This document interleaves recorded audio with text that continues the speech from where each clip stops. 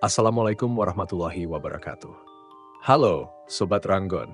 Selamat datang di Ranggon Story, tempat di mana kisah misteri, legenda, dan cerita-cerita penuh teka-teki hadir menemani harimu. Siapkan dirimu untuk menyelami cerita yang seru, mendebarkan, dan tak terlupakan.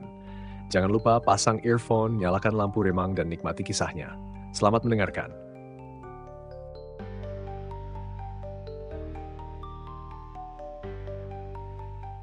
Hari itu terasa seperti biasa bagi Anissa. Ia berjalan tergesa-gesa melewati gang sempit menuju kantornya di daerah Jakarta Selatan. Suara ibu-ibu sedang bercengkrama di depan warung kopi dan anak-anak bermain layangan menghiasi pagi yang sibuk itu. Namun satu hal membuatnya berhenti sejenak. Di depan pintu kosnya tergeletak setangkai melati layu. Nisa, itu bunga dari siapa?" tanya Mbak Ratih tetangganya yang sedang menyapu halaman. Anissa mengangkat bahu sambil tersenyum kecil. "Gak tahu Mbak, mungkin jatuh dari pot tanaman." Mbak Ratih tertawa kecil.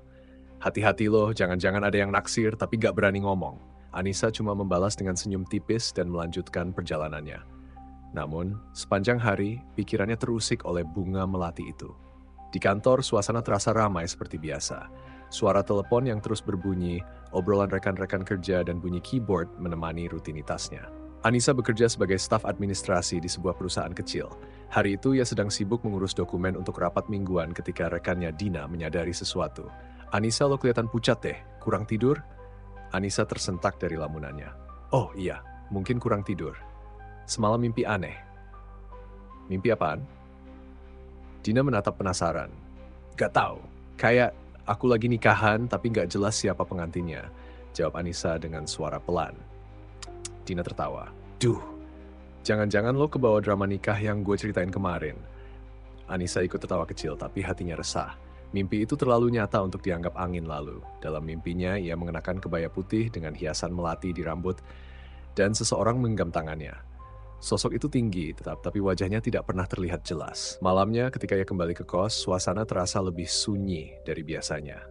Mbak Rati sudah masuk ke dalam rumah dan lampu gang berkedip-kedip. Saat membuka pintu kamar, Anissa mendapati segelas teh hangat yang sudah ia siapkan tadi pagi masih utuh, tapi airnya kini terasa dingin seperti es. Di atas meja ada setangkai melati baru, segar, seolah baru dipetik. Anissa duduk di depan meja kecil di kamar kosnya. Kamar itu sederhana, satu kasur single di sudut ruangan, rak buku kecil penuh dengan novel romansa, dan meja kerja yang sudah mulai reyot. Bunga melati segar yang ia temukan tadi diletakkan di atas meja, tapi ia tak berani menyentuhnya. Sambil memeluk lutut, ia menatap layar laptop yang menyala. Seharusnya ia menyelesaikan laporan pekerjaan yang dibawa pulang tadi siang, tapi konsentrasinya buyar. Hawa kamar terasa lebih dingin dari biasanya, padahal kipas angin di sudut ruangan mati. Pikiran Anissa terus melayang ke mimpi aneh yang ia alami malam sebelumnya. Wangi melati samar-samar tercium di udara, membuatnya merasa seolah ada yang memperhatikannya dari bayang-bayang. Ia menoleh ke jendela, memastikan tirainya tertutup rapat. Ketika ponselnya tiba-tiba bergetar, ia hampir saja menjatuhkan laptopnya. Pesan dari Dina masuk di grup WhatsApp kantor. "Jangan lupa ya, besok ada meeting jam 10 pagi. Bawa file yang tadi gue share." "Meeting lagi? Ya ampun, kapan kita bisa santai, Din?" "Oke, noted." Anissa tersenyum tipis membaca obrolan itu. Setidaknya, teman-temannya masih memberikan sedikit hiburan di tengah kegelisahannya. Namun senyum itu cepat memudar ketika ia mendengar sesuatu. Ketukan pelan di pintu. "Siapa?" tanya Anissa dengan nada ragu. Tidak ada jawaban. Ia berdiri perlahan mendekati pintu. Ketukan itu terdengar lagi lebih pelan dari sebelumnya. Tangannya gemetar saat ia memutar kunci dan membuka pintu. Tidak ada siapapun, namun di lantai depan pintunya ada setangkai melati baru.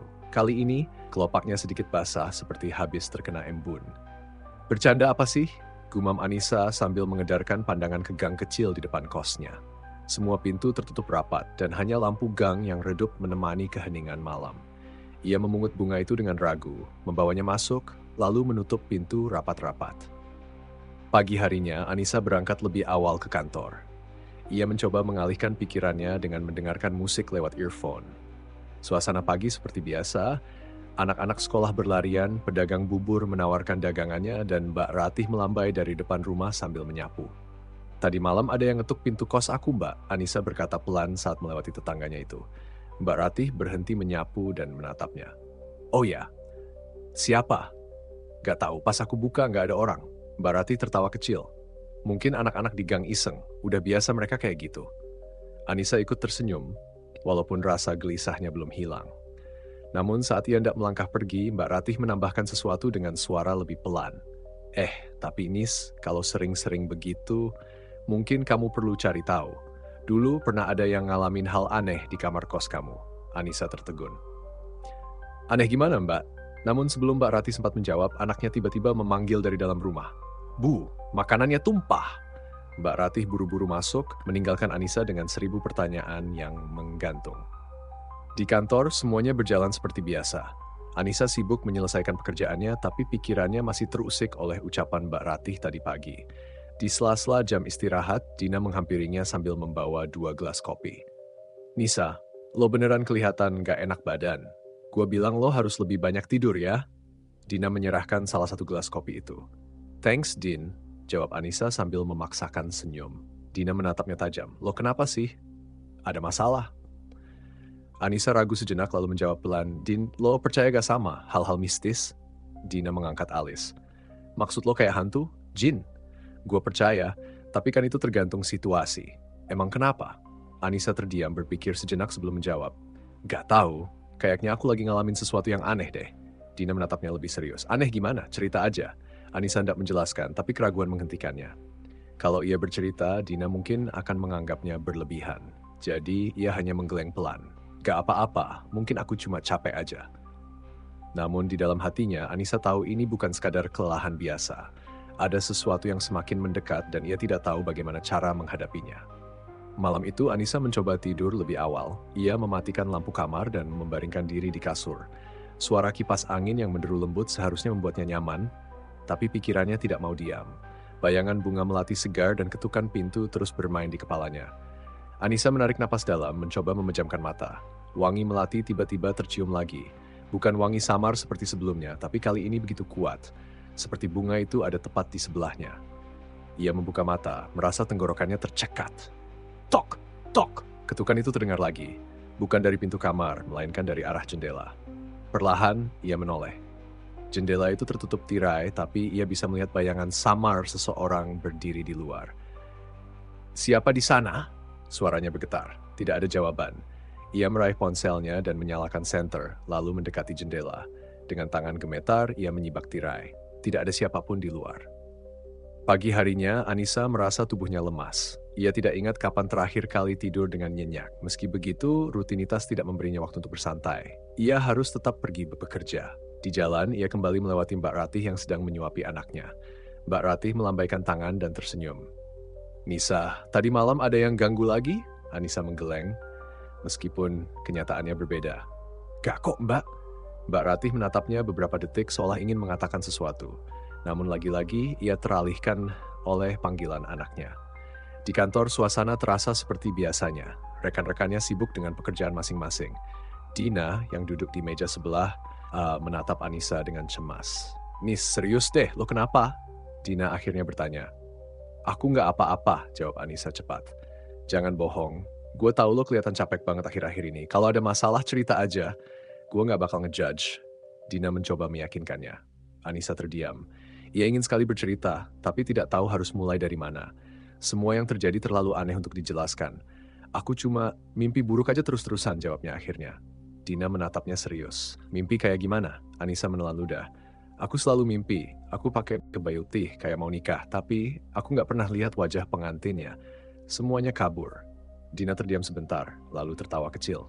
Duh, Nisa, lo kebanyakan nonton sinetron kali. Udah, anggap aja itu tanda lo bakal nikah beneran dalam waktu dekat. Anissa ikut tertawa kecil, meski rasa gelisahnya tidak hilang. Ia tahu ini bukan mimpi biasa. Setelah pulang kerja, Anissa memutuskan untuk mampir ke rumah Mbak Ratih. Wanita itu menyambutnya dengan ramah dan menyuguhkan segelas teh hangat. Mbak, aku mau nanya soal kamar kos aku. Anissa membuka percakapan. Mbak Ratih mengangkat alis. Kenapa memangnya? Katanya ada yang pernah ngalamin hal aneh di situ. Mbak Ratih terdiam beberapa saat sebelum akhirnya menjawab. Iya, dulu ada, tapi nggak usah dipikirin. Itu udah lama banget. Tapi aneh gimana, Mbak? Desak Anissa. Mbak Ratih tampak ragu, tapi akhirnya menghela napas. Dulu penghuni kamar itu pernah cerita dia diganggu. Katanya dia sering mimpi buruk sama kayak kamu, terus merasa kayak ada yang ngawasin. Tapi waktu dia pindah semuanya berhenti. Jadi mungkin memang cuma sugesti aja. Anissa merasa jantungnya berdetak lebih cepat. Mbak, yang di dalam mimpi aku selalu ada bunga melati. Apa itu juga yang dia alami? Mbak Rati menatapnya tajam. Iya, kenapa kamu tahu? Anissa tidak menjawab. Tangannya gemetar memegang gelas teh. Wangi melati tiba-tiba tercium lagi, kali ini lebih tajam, lebih menusuk. Malam itu, Anissa terbaring di atas tempat tidur. Tubuhnya terasa terikat oleh sesuatu yang tak terlihat. Ia mencoba bangkit, tapi tubuhnya terasa seperti terbungkus dalam kabut, seakan kekuatan halus menahannya untuk tetap berada di tempat itu. Di sampingnya, sosok itu berdiri, bayangannya samar-samar terbentuk oleh cahaya bulan yang masuk melalui celah kecil di jendela. Ia mendekat. Langkahnya sunyi, hampir tak terdengar. Angin yang sejuk berhembus dari luar, menggoyangkan tirai. Namun itu tak cukup untuk menginginkan hawa yang terasa semakin menyesakkan di dalam ruangan. Pria itu duduk di tepi tempat tidur, mengulurkan tangannya yang panjang, seperti menarik Anissa menuju dunia yang asing, yang penuh dengan bisikan halus yang tak mampu ia lawan. Wajahnya tetap kabur, seolah tertutup oleh kabut tipis yang tak pernah bisa ia tembus. Tangan pria itu menyentuh rambutnya dengan lembut, mengusapnya perlahan, seperti sebuah janji yang tak terucap. Jangan takut, kita sudah terikat, bisiknya. Suara itu mengalir seperti aliran air, tenang namun mengguncang hati. Anissa ingin bergerak, ingin berteriak, tetapi tubuhnya terasa kaku. Seperti ada kekuatan yang menahannya, membuatnya terjebak dalam sebuah tarikan yang tak bisa dilawan. Pria itu bergerak mendekat, tangan yang lembut menuruni lehernya, memeluknya erat, membawa tubuhnya semakin dekat dengan tubuhnya yang seolah menjadi bayangannya sendiri. Semua yang terjadi terasa begitu lambat, seperti waktu yang berhenti. Tiap gerakan terasa berlarut-larut, sementara Anissa hanya bisa mengikuti, tidak dapat membebaskan dirinya. Suasana menjadi semakin padat, penuh dengan udara yang berat. Keduanya semakin dekat, tak terpisahkan, seakan dunia mereka mengabur dalam satu kesatuan yang penuh dengan kehangatan dan keheningan yang menyelimuti. Wajah pria itu tetap tidak terlihat jelas, namun semakin dekat dengan wajahnya seperti bayangan yang mulai melesap dalam gelap. Anissa merasa seluruh dunia seakan menghilang dan ia hanyut dalam suatu perasaan yang asing, antara takut dan tak mampu melawan. Tubuhnya seakan mengalir mengikuti irama yang tak ia kendalikan. Pada akhirnya, segalanya terasa menghilang dalam sekejap. Ruangan itu kembali sunyi, dan Anissa terbangun dengan napas tersengal-sengal, tubuhnya basah oleh keringat dingin. Ia duduk terengah-engah, meraba dadanya yang berdebar keras. Pandangannya kabur, dan ia merasa seakan baru saja melewati sebuah dunia lain yang tak bisa ia pahami. Namun, begitu ia membuka matanya, semuanya kembali normal. Ruang kamar yang biasa, tak ada siapa-siapa. Hanya ada sepoi angin yang menghempas tirai dan wangi melati yang kembali tercium lebih kuat dari sebelumnya. Pagi hari setelah mimpi itu, Anissa bangun dengan perasaan terperangkap. Tidur yang semula terasa seperti pelarian, kini malah membuatnya merasa lebih terjaga, lebih cemas. Setiap langkahnya terasa berat, setiap napasnya terengah-engah. Meskipun matahari sudah terbit dan hari baru dimulai, Anissa merasa seperti masih terjebak dalam malam yang gelap. Di kantor, Dina memandangi Anissa dengan cemas. Nis, lo baik-baik aja nggak sih? Lo kelihatan kayak zombie. Anissa hanya mengangguk lemah, mencoba tersenyum, meski rasa cemas itu masih menggerogoti dirinya. Setiap detik terasa penuh dengan kegelisahan yang tidak bisa ia jelaskan. Setiap suara, setiap bisikan, bahkan setiap aroma melati yang tiba-tiba menguar, membuat tubuhnya merinding. Pada saat makan siang, Dina mengajak Anissa makan di kantin, berharap bisa meringankan suasana. Namun, begitu mereka duduk, Anissa merasakan ketegangan yang tak bisa disembunyikan. Di meja sebelah, seorang pria dengan jas hitam duduk sendirian. Mungkin hanya kebetulan, tapi mata Anissa tak bisa lepas dari sosok itu. Sosok yang tidak dikenalnya, namun wajahnya terasa begitu familiar. Dina yang melihat Anissa terus menatap pria itu dengan intens bertanya, "Lo kenapa, Nis? Ada yang salah?" Anissa buru-buru mengalihkan pandangannya, mencoba tersenyum. "Nggak apa-apa, Dina. Gue cuma capek." Namun, ketegangan itu tidak hilang. Beberapa kali Anissa mencoba berfokus pada makanan, namun pandangannya terus teralihkan. Suara derap langkah kaki di sekitar kantin semakin mengganggu pikirannya. Dalam bayangannya, pria di meja sebelah itu kembali muncul, wajahnya tetap kabur, seperti bayangan yang menghindar dari sorot mata. Malam itu, Anissa kembali merasakan hal yang sama. Seakan-akan ia terhisap ke dalam dunia lain saat matanya terpejam. Ruangan itu kembali gelap. Angin malam yang sejuk menggoyangkan tirai kamar dan di sana, pria itu kembali muncul. Ia mendekat dengan langkah yang tak bersuara. Kali ini, Anissa tidak merasa kaku atau terikat, namun tubuhnya terasa seperti terombang-ambing, tak bisa melawan, seperti ada tarikan yang membuatnya terjatuh ke dalam dunia mimpi itu lagi. Pria itu kini berdiri di tepi tempat tidur, matanya kosong, seperti menunggu Anissa untuk bergerak untuk mengikutinya tanpa ragu.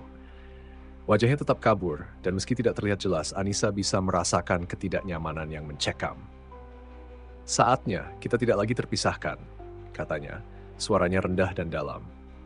Anissa ingin melawan, namun tubuhnya kembali terasa tak berdaya. Perlahan, pria itu meraih tangan Anissa, menariknya lebih dekat namun tanpa ada kekuatan fisik yang jelas. Seperti ada tarikan yang lebih halus tak terlihat namun membuatnya mengikuti setiap gerakan pria itu. Suasana menjadi semakin berat seakan-akan setiap sentuhan memiliki kekuatan yang tidak bisa ia lawan. Anissa merasakan kekosongan yang mengisi dirinya. Seperti ada bagian dari dirinya yang hilang atau bahkan digantikan. Setiap gerakan pria itu terasa seperti kehendaknya dan ia hanya mengikuti tanpa bisa menolak. Namun seperti mimpi sebelumnya, semuanya berhenti begitu saja. Anissa terbangun di kamarnya dengan napas yang terengah-engah dan tubuh yang basah oleh keringat dingin. Dia meraba dadanya yang berdebar keras, merasa seperti baru saja melewati sesuatu yang tidak bisa ia pahami sepenuhnya. Sekali lagi, ia menatap sekeliling kamar. Semua tampak biasa, hanya ada keheningan malam yang mengisi ruang. Namun, satu hal yang tidak bisa ia lupakan, wanginya melati itu yang semakin kuat terasa seolah menyelubungi dirinya dengan cara yang aneh. Pagi itu Anissa bangun dengan tubuh yang terasa lelah. Meski baru tidur beberapa jam, pikirannya sudah penuh dengan kecemasan. Namun dia tidak punya pilihan selain berangkat kerja. Ia berusaha mengabaikan perasaan terperangkap itu. Tapi semakin lama perasaan itu semakin menguasai dirinya.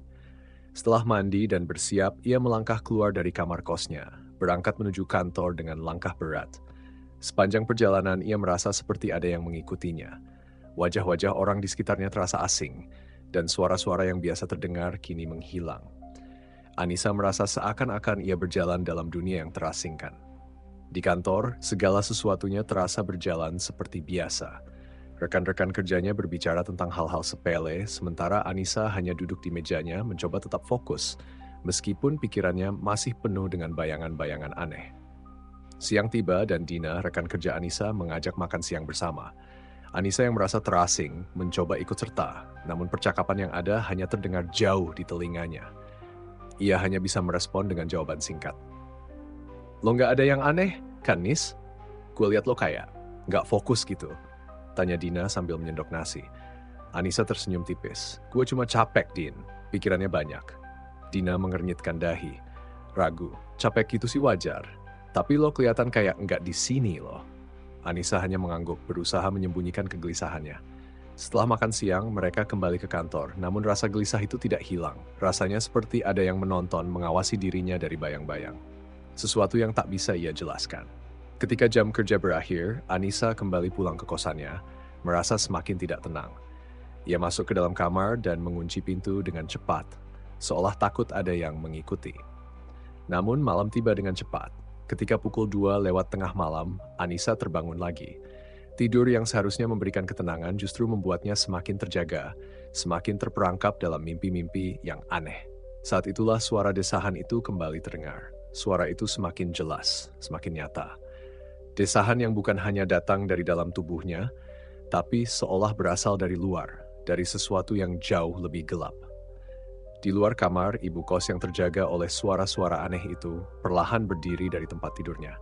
Ia berjalan pelan menuju kamar Anissa, merasakan ada yang tak beres. Begitu sampai di depan pintu, ibu kos menatap pintu kamar yang tertutup rapat. Suara desahan itu terdengar lagi, kali ini lebih jelas.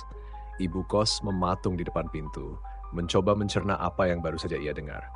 Apakah itu suara dari kamarnya Anissa? Pikirnya, hati mulai cemas. Namun, setelah beberapa detik, suara itu berhenti. Ibu kos hanya bisa menghela napas dan kembali ke kamarnya. Perasaan aneh terus mengusik dirinya. Keesokan harinya, Anissa berangkat kerja dengan tubuh yang terasa semakin lelah, namun pikiran yang penuh dengan ketakutan. Begitu sampai kantor, dia mencoba sebaik mungkin untuk fokus, tapi perasaan cemas itu tak bisa ia buang begitu saja.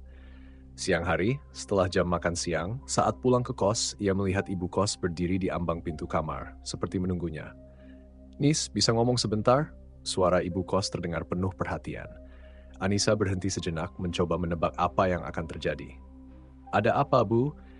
Berusaha menunjukkan ekspresi tenang meskipun hatinya cemas. Ibu kos mengamati wajah Anissa yang tampak berbeda dari biasanya. "Gue dengar suara dari kamar lo semalam. Kayak ada desahan. Gue nggak tahu deh, itu lo atau bukan, tapi kedengerannya kayak lo lagi. Ya, lo tahu sendiri." Ibu kos berhenti sejenak mencari kata yang lebih hati-hati. "Lo baik aja, Nis?" Anissa terkejut mendengar pertanyaan itu. Ia terdiam beberapa detik berusaha mencari jawaban. Wajah ibu kos penuh dengan kekhawatiran, dan itu membuatnya merasa semakin terpojok. "Mungkin itu cuma mimpi, Bu?" Jawabnya, suaranya terdengar ragu meski ia berusaha terlihat meyakinkan. Ibu kos menatapnya dalam diam. "Nis, lo nggak usah nahan kalau emang ada masalah. Gua khawatir aja lihat lo, kayak ada yang nggak beres." Wajah ibu kos terlihat lebih lembut kali ini, namun tetap tegas. Anissa menghindari tatapan itu. "Gue? Nggak ada apa-apa, Bu. Mungkin gue cuma capek aja." Jawabnya sambil menunduk, tidak ingin membuka lebih jauh tentang apa yang terjadi. Ibu kos hanya mengangguk pelan. "Oke, tapi kalau ada yang butuh dibicarakan, gue di sini. Jangan ragu untuk cerita ya, Nis." Anissa hanya bisa mengangguk. "Terima kasih, Bu." Jawabnya dengan suara rendah. Begitu ibu kos meninggalkan ruangannya, Anissa duduk di tepi tempat tidur, merasakan ketegangan yang semakin menyelubungi dirinya. Tubuhnya lelah, pikirannya kacau, namun ada sesuatu yang terus mengganggu. Sesuatu yang membuatnya merasa terperangkap dalam dunia yang semakin asing. Seminggu telah berlalu sejak peristiwa aneh itu, dan semuanya tampak berjalan normal seperti biasa. Anissa mulai merasa sedikit lebih tenang, meskipun perasaan cemas masih kadang menggelayuti dirinya.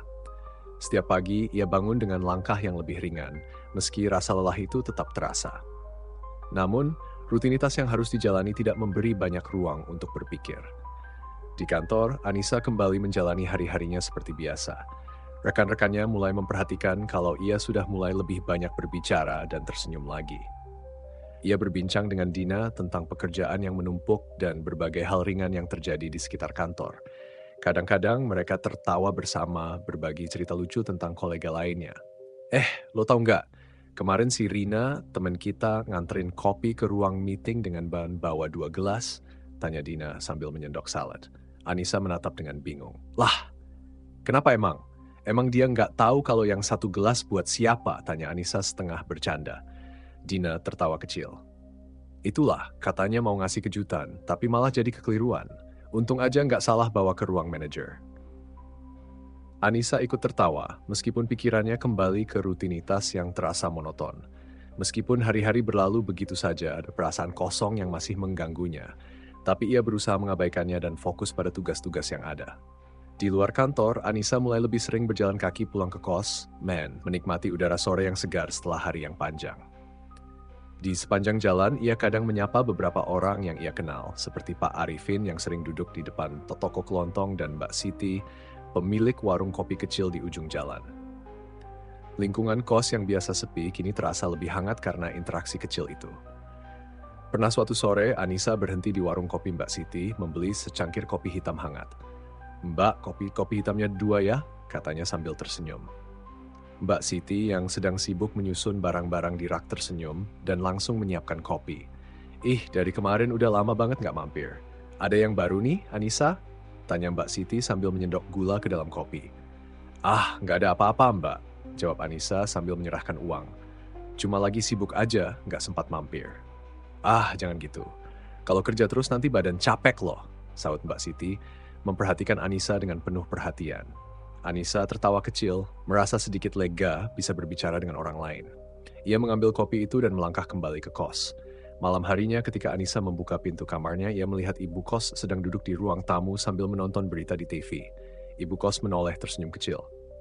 "Lo udah pulang, Nis? Gimana kerjaan?" tanya ibu kos dengan nada santai, meskipun terlihat ada rasa ingin tahu. "Udah, Bu. Kerjaan biasa aja, lancar," jawab Anissa sambil meletakkan tas di atas meja. Ibu kos mengangguk, lalu kembali menonton TV. "Gitu ya, lo sehat-sehat aja kan? Kalau butuh apa-apa, bilang ya." Tenang aja, Bu. Gue baik-baik aja kok, jawab Anissa mencoba meyakinkan dirinya sendiri dan ibu kos. Ia berbalik masuk ke kamarnya dan menutup pintu pelan. Meski semuanya terasa biasa aja, ia masih merasa ada sesuatu yang mengganjal. Tetapi kali ini ia berusaha untuk tidak terlalu memikirkannya. Beberapa hari berlalu begitu saja. Anissa mulai merasa kembali nyaman dengan rutinitas yang biasa, bertemu dengan teman-temannya, bekerja, dan menjalani hari-harinya seperti sebelum semuanya menjadi kacau. Di kantor, ia semakin dekat dengan rekan-rekannya, sering bercanda tentang segala hal kecil yang terjadi di sekitar mereka. Kadang mereka berdebat ringan tentang film yang sedang populer atau saling berbagi tips tentang tempat makan enak di sekitar kantor. Pernah suatu kali di akhir minggu, Anissa memutuskan untuk menghadiri acara karaoke bersama rekan-rekan kantor. Mereka tertawa, menyanyikan lagu-lagu nostalgia, dan merayakan kebersamaan. Anissa merasa sedikit melupakan kegelisahan yang sempat menghantuinya. Hari-hari berjalan, dan meskipun ada saat-saat di mana ia merasa sedikit terjebak dalam rutinitas, Anissa mulai merasa lebih hidup lagi. Ia menikmati kehangatan hubungan dengan orang-orang di sekitarnya, meskipun kadang masih ada secercah rasa takut yang datang tiba-tiba, yang ia coba untuk buang jauh-jauh. Namun, untuk saat ini semuanya terasa normal.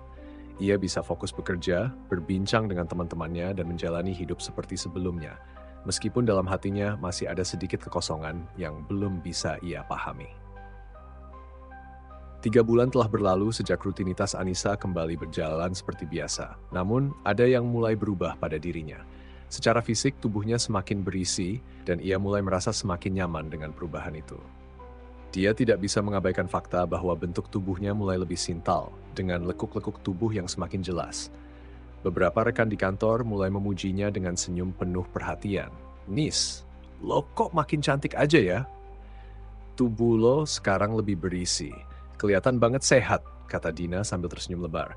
Anissa hanya tertawa canggung, meski dalam hati ia merasa sedikit bingung dengan perubahan yang terjadi. "Ah, gue cuma makan lebih teratur aja, Din," jawabnya sambil mengusap rambutnya dengan sedikit malu. Beberapa teman lainnya juga ikut memberi pujian yang sama. "Lo makin seksi aja, Nis," kata salah seorang rekan lelaki yang membuat Anissa merasa sedikit kikuk. Meski senang mendengar pujian itu, Anissa merasa sedikit tak nyaman dengan perhatian yang tiba-tiba datang kepadanya. Ia tak tahu apa yang sebenarnya terjadi, tapi tubuhnya jelas menunjukkan tanda-tanda yang tidak biasa. Mungkin pola makan atau perubahan gaya hidup yang lebih sehat, pikirnya. Namun, di balik semua itu, malam hari selalu datang dengan ketidaknyamanan tersendiri. Malam itu, seperti biasanya setelah pulang kerja, Anissa merasa sedikit mual. Awalnya, ia menganggap itu hanya gejala masuk angin atau kelelahan karena terlalu banyak aktivitas. Ia mencoba untuk mengabaikannya, tapi rasa mual itu semakin mengganggu. Malam semakin larut dan rasa mual itu semakin kuat. Anissa akhirnya memutuskan untuk beristirahat, tapi tidur pun tak membawa ketenangan. Pagi harinya, ia memutuskan untuk minta izin cuti sehari dari kantor. Ia mengirim pesan ke bosnya, memberitahukan bahwa ia merasa tidak enak badan dan berniat untuk memeriksakan diri ke dokter. Setibanya di klinik, Anissa merasa sedikit cemas, namun ia berusaha untuk tetap tenang. Dokter yang menangani pemeriksaannya adalah seorang pria parubaya yang tampak ramah dan profesional. "Jadi, kamu merasa mual-mual dan sedikit lelah belakangan ini?" tanya dokter sambil mencatat di meja. Anissa mengangguk, berusaha menjelaskan kondisi tubuhnya yang terasa berbeda. "Iya, dok, sepertinya saya masuk angin atau mungkin terlalu capek, tapi belakangan ini saya merasa mual-mual terus." Dokter mengangguk dan menyarankan beberapa tes. "Baik, kita akan cek lebih lanjut. Mungkin saja ada hal lain yang mempengaruhi kondisi kamu." Beberapa menit kemudian, hasil tes keluar. Dokter melihat ke arah Anissa dengan ekspresi yang tidak bisa disembunyikan. Ia kemudian berbicara dengan suara lembut namun penuh keyakinan.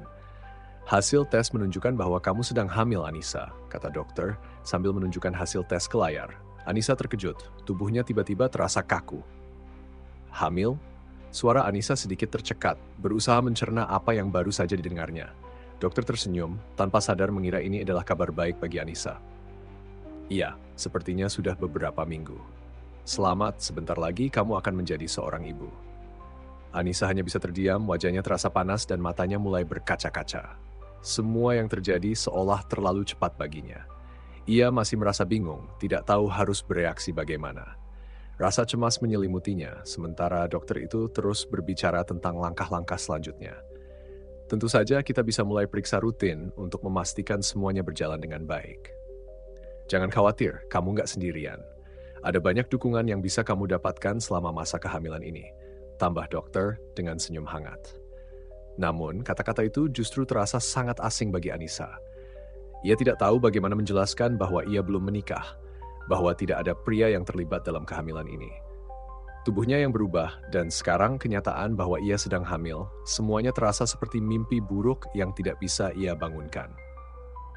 Setelah beberapa saat, dokter memberi beberapa penjelasan mengenai langkah-langkah yang harus diambil. Tetapi Anissa hanya mendengarkan dengan setengah hati. Kepalanya berputar, berusaha mencerna apa yang baru saja terjadi.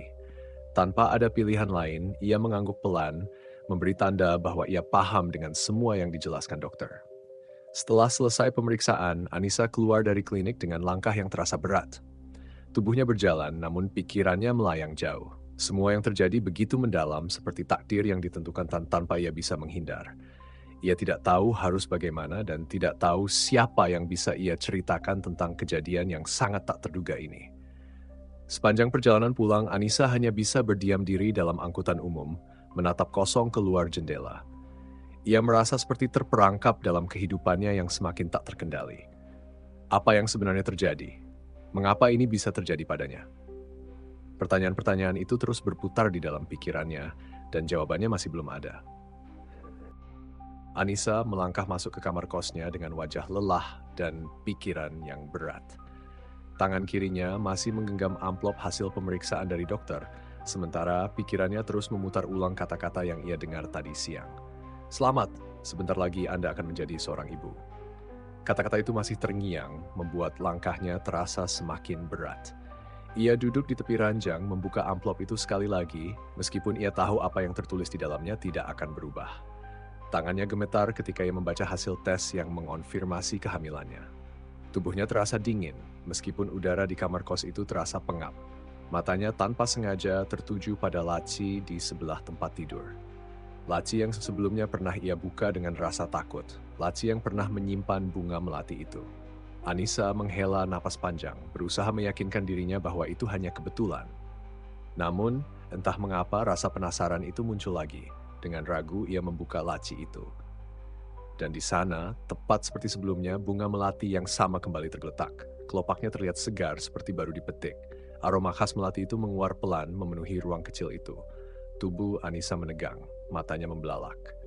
Kenapa ini ada lagi di sini? Pikirnya, berusaha keras mencari penjelasan yang masuk akal. Ia meraih bunga itu dengan tangan gemetar, lalu membuangnya ke tempat sampah di sudut kamar. Namun, meskipun ia berhasil menyingkirkan benda itu, rasa tidak nyaman masih menguasai dirinya. Apa yang sebenarnya sedang terjadi padanya? Siapa yang menaruh bunga itu di lacinya? Atau, lebih menyeramkan lagi, mungkinkah bunga itu muncul dengan sendirinya? Semalaman Anissa tidak bisa tidur.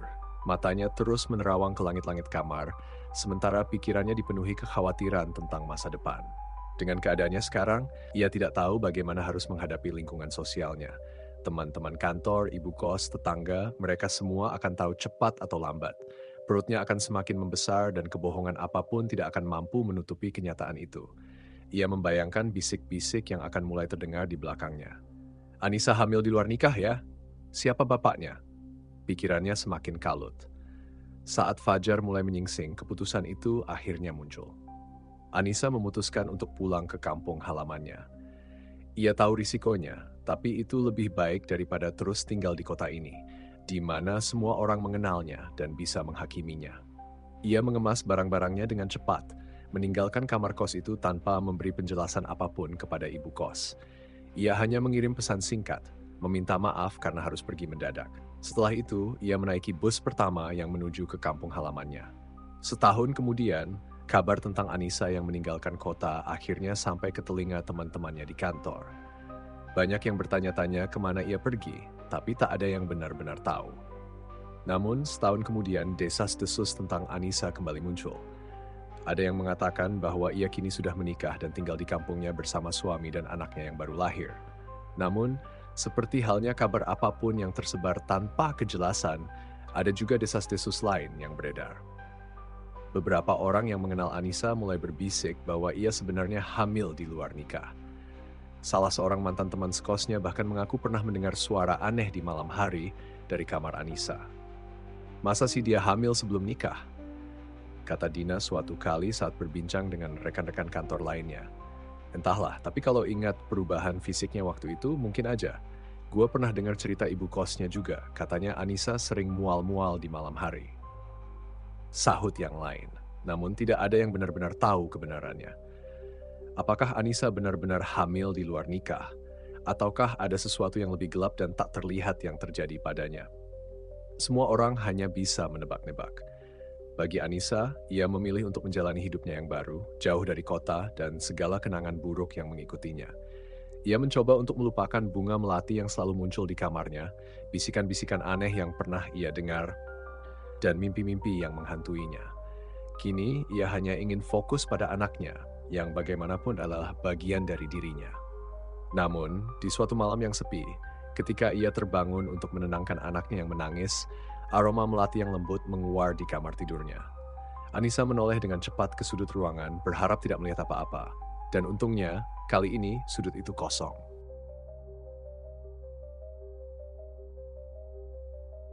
Terima kasih sudah mendengarkan sampai akhir. Semoga cerita ini bisa mengisi waktu dan menjadi teman beristirahat di saat Anda lelah. Jangan lupa tinggalkan jejak di kolom komentar. Dan akhiru salam. Wassalamualaikum warahmatullahi wabarakatuh. Sampai jumpa di cerita selanjutnya.